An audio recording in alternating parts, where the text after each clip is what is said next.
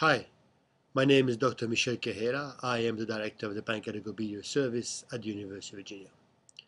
We're going to be talking about our study, which is entitled Interobserver Agreement for Ampullary Lesion using Confocal Imaging.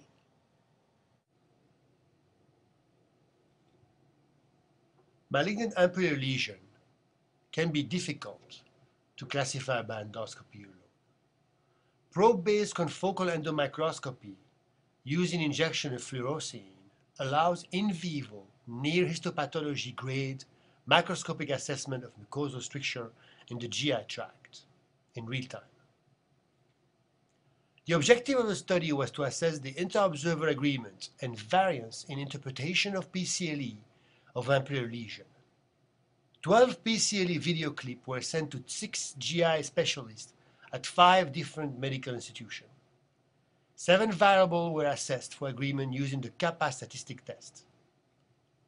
The variables included epithelial outer boring with irregular thickness, dark epithelium without discernible individual cells, heterogeneously distributed elongated crypts, reduced number of goblet cells, neovascularization, and finally, final diagnosis by each investigator.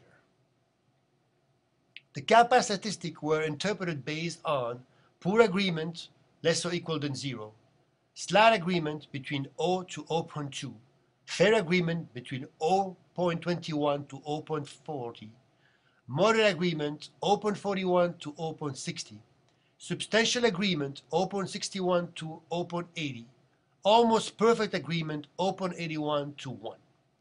Observers were categorized into 3 different categories.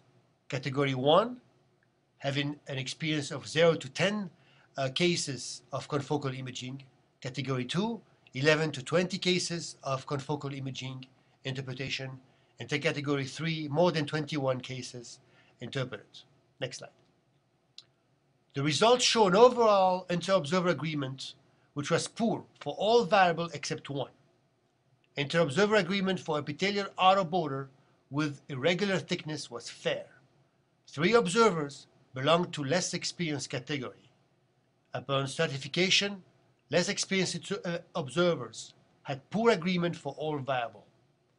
Most experienced observers had poor agreement for all variables except for final diagnosis, which was fair.